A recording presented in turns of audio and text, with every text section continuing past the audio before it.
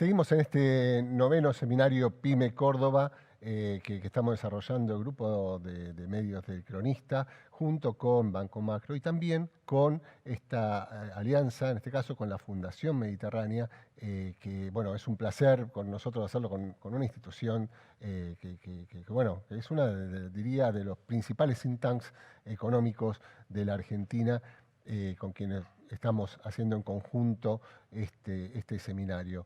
Y en este caso, lo dije mal hace unos momentos, pero vamos a estar hablando con Marcos Cohen Arasi, que es el director del área PYME de la Fundación Mediterránea, con quien, bueno, precisamente queremos hablar un poco de, a ver, cuál es la radiografía, la foto que están viendo para el sector y sus perspectivas. ¿Qué tal, Marcos? ¿Cómo te va? ¿Qué tal? Buenos días, Ariel. Bueno, queríamos un poco eso, ¿no? Digamos, venimos de un proceso complicado, de un año y pico ya en pandemia, que cambió un poco las condiciones de desenvolvimiento, ¿no? De toda la economía, de las pymes, obviamente, y que creo que se engarzan también con una crisis previa y desafíos estructurales importantes. Me gustaría, para empezar, ¿qué es lo que estás viendo vos de esa foto en este momento para el sector, ¿no? Y empezar a esbozar a ver qué posibilidades puede tener hacia el futuro? Bueno, lo primero es que con la reactivación que se ha venido desarrollando en toda la economía, una vez que la pandemia ha sido moderadamente controlada, ¿no? Lo he escuchado a los analistas previos mencionarlo, es parte del eje de la situación de Argentina, la solución al problema sanitario. Las pymes también se están recuperando, pero hay muchos sectores que tienen una recuperación lógica respecto de un año prácticamente eh, de los peores en la historia de la actividad económica en Argentina, pero no alcanzan a recomponerse respecto de sus estándares previos, o sea, no alcanzan los niveles de actividad del 2019. En general, el comercio a nivel agregado se ha recuperado, pero el comercio pyme, el comercio minorista convencional, está alrededor de 13 puntos por ciento por debajo de la situación del 2019. Muchos de los que están acá pueden ser que tengan comercios y estén en esa situación. En general, cuando hablamos de indicadores generales, puede haber excepciones, ¿sí? Pero la situación general es verdaderamente penosa para las pymes. En el caso de la industria también ha crecido ya en torno a 2% por encima del nivel de 2019 a nivel agregado, y a nivel pyme está 17 puntos por debajo. O sea que hay reactivación lógica después de un año tan magro como el pasado, pero todavía falta bastante por crecer. Vemos sobre todo algunos márgenes de recuperación mayores en las actividades que tienen que ver con las necesidades más básicas, por supuesto. Claro. En este escenario, ¿cuál sería el principal vector que hoy sería necesario esperar para poder llevar a una reactivación o sacarlos de ese pozo tan profundo, ¿no? 17% abajo, ¿no? De cómo está. ¿Qué sería la recuperación de la movilidad, la recuperación del consumo, la recuperación de la actividad industrial? ¿Cuál pensás que es, de dónde va, qué puede sacar del pozo a este sector? Yo creo que es un problema muy complejo, pero básicamente en línea con lo que decía Marina hace unos instantes, Argentina necesita un plan, es decir, hay una gran cantidad de ejes sobre los cuales se puede reactivar un sector pyme. El salario real, por supuesto, pero hoy está 10 puntos por debajo de la inflación, la evolución de los salarios nominales. Por supuesto, exportar sería una posibilidad. Hoy, o hasta antes de la pandemia, era apenas un 1% de las pymes las que estaban vinculadas en forma directa a la exportación. Entonces, realmente la principal demanda creo que es la estabilización macroeconómica, más allá que no es una medida pyme, pero la pyme necesita un entorno de ciertas perspectivas de recuperación agregada, de recuperación del poder de compra de los salarios, de recuperación de las expectativas, ¿sí? Por eso creo que el eje sanitario, si bien por supuesto no soy experto en epidemias, sin lugar a dudas creo que debemos estar hablando sobre todo de cómo se va a concretar el tratamiento del problema sanitario, que hasta ahora estamos lejos de resolverlo. Y los países que más rápido se recuperaron justamente lo hicieron sobre la base de un mayor ritmo de vacunación, es decir, controlar la pandemia es recuperar la economía, ¿sí? Ahí está la dicotomía que en su momento se planteó, que había que elegir si cuidar la economía o cuidar la salud. Evidentemente no era tal y van de la mano. Sin un plan exitoso de control de la pandemia, no vamos a tener la recuperación sostenida y eso afecta primordialmente a las pymes. En todas las crisis hay un efecto marginal un poco mayor sobre el segmento pyme, así que creo que ahí debería estar la prioridad, más allá de otras reformas que quizá pueden plantearse, pero no son lo que puede salvar en lo inmediato al segmento. Claro. El año pasado, bueno, cuando impactó el arranque de la pandemia, todas las ayudas financieras del Estado, el ATP, sobre todo, digamos, ayudaron a por lo menos a rescatar o impedir que una gran cantidad de pymes bueno, quebraran directamente, ¿no? Y ahora hay situaciones en las cuales hay, por un lado, asistencia, pero por otro lado hay un intento de ver, bueno, a ver cómo empiezan a crecer, ¿no? Por las suyas, ¿no? Al compás de la recuperación. ¿Qué pensás de esto? ¿Es necesario más, dentro de ese plan que decís que tendría que haber, mayor asistencia oficial o de otro tipo para las pymes desde el punto de vista financiero? ¿Cómo ves ese punto? Sí, yo quisiera aclarar, se ha discutido si hay plan o no. Por supuesto hay un plan. Lo que le falta es alguna consistencia en algunos de los ejes de ese plan, ¿no? Yo creo que el apoyo, obviamente, para las empresas depende del contexto macro y del contexto micro.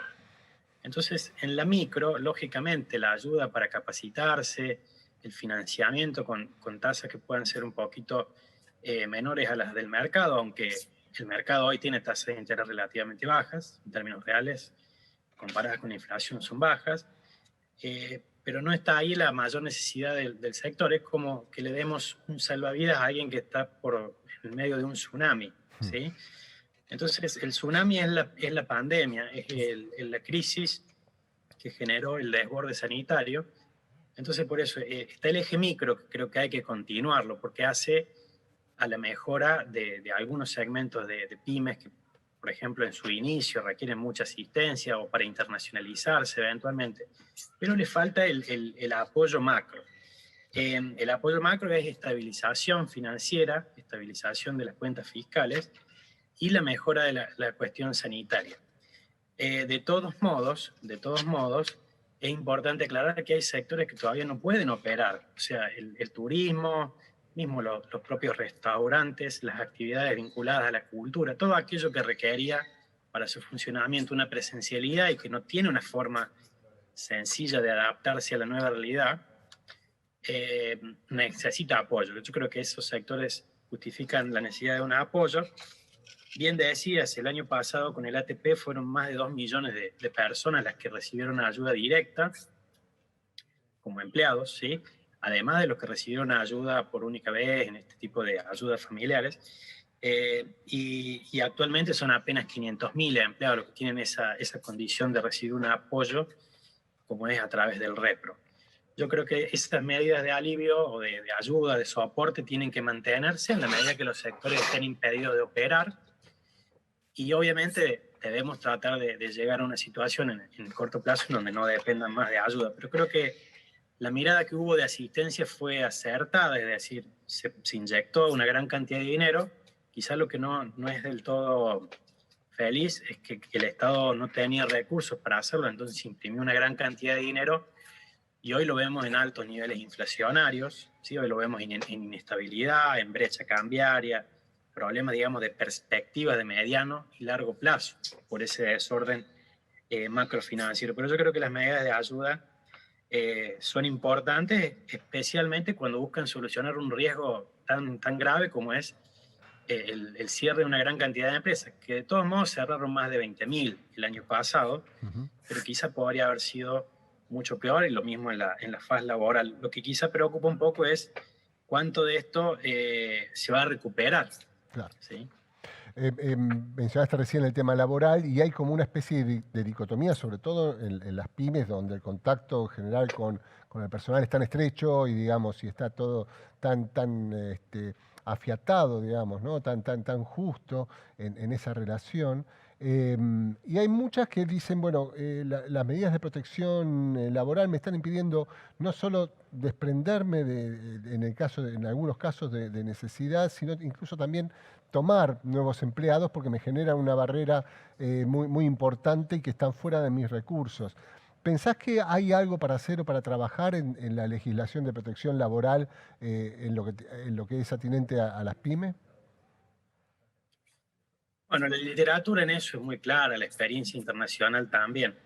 La idea de proteger los puestos de trabajo no es la más acertada, ¿sí? Lo que es más importante es proteger a las personas, ¿sí? Las personas pueden perder su empleo y, y deben recibir algún tipo de asistencia hasta que encuentren otro. Entonces el gobierno debe tratar de privilegiar eso, el que las personas que pierden el empleo tengan un sustento mientras consiguen otro y hacen esfuerzo para conseguirlo, y a su vez como la creación de empleo depende mucho de todo el set de políticas públicas, depende mucho del Estado que esa persona pueda lograr otro empleo. Y como vos decís, el hecho que haya, antes de la pandemia ya se había extendido la restricción de despedir, se sumaron sobrecostos. Obviamente después el mercado encuentra las formas, hay una gran cantidad de empresas que han hecho acuerdos de retiro voluntario en medio de la pandemia, justamente para lograr ese ajuste que era necesario desde el punto de vista de la sostenibilidad de las empresas, pero que estaba prohibido el despido o la suspensión, por poner un ejemplo. Entonces, dos cositas sobre esto. Una que entonces no deberíamos enfocarnos solo en proteger los puestos de trabajo, sino en proteger a las personas y buscar la manera que esas personas puedan volver a ser empleadas en el corto plazo. Y para eso hay que hacer regulaciones más simples. O sea, contratar a un empleado no puede amenazar la existencia de la empresa futura, por ejemplo, con un juicio. Claro. ¿Sí? Esto no es algo que se dice livianamente, es algo que es muy conocido en el segmento empresario, entre los emprendedores, entre las pymes, que justamente en muchos casos por eso los nuevos negocios arrancan con estructuras un poco alejadas de los empleos en relación de dependencia, porque supone ya un sobrecosto a futuro. Se ha discutido, por ejemplo, si tener esquemas como el de la construcción para flexibilizar la contratación y el despido sin desproteger al trabajador. Hay que encontrar un equilibrio entre esas dos cosas. Y lo otro que quería decir sobre esto, que es muy importante, es que no es solo la pandemia ha empeorado las cosas. Ya llevábamos alrededor de 10 años con un crecimiento nulo y hasta un decrecimiento del empleo formal privado, da una caída de 0,3% en los últimos 9 años por año, ¿no? Y todos los años se incorpora alrededor de 0,7, 0,8% más de gente al mercado laboral. ¿Y cuál es el vector donde se han podido emplear? Monotributistas crecieron en el 2,4% por año y empleos públicos que también crecieron en una magnitud similar. Esa matriz es la que tenemos que cambiar, y las medidas de protección de la pandemia quizá tenían un fin adecuado, pero el espíritu de las medidas debiera ser uno que aliente la contratación y no que anteponiendo, digamos, elevados riesgos para la existencia, la supervivencia de la pyme en caso de tener que despedir a futuro, porque el mundo es incierto, esos altos costos yo creo que generan un desaliento importante a la contratación de personal, y es lo Claro. que es opuesto a lo que necesitamos. Sí, necesitamos los mayores incentivos a crear nuevos puestos de trabajo. Otra legislación completamente. Marcos, pensando hacia adelante, asumiendo que terminamos la pandemia, que como vos lo planteaste, es de alguna forma el principal vector, digamos, para una recuperación en general y para el sector también, ¿cuáles son hacia el futuro, según lo que entendés y de lo que venís estudiando, cuáles son los sectores que pueden salir ganadores de este proceso o del proceso más global en el cual estamos inmersos? ¿Qué sectores dirías que son los que tienen más para ganar en este mundo pyme hacia adelante? Y evidentemente son pocos los sectores si uno piensa que la pandemia cambió todo, ¿sí? Si la pandemia cambió todo y hay modalidades de consumo que no vuelven nunca más, bueno, entonces hay una gran cantidad de actividades económicas que están asociadas a la presencialidad que tienen serios problemas para volver a recuperarse.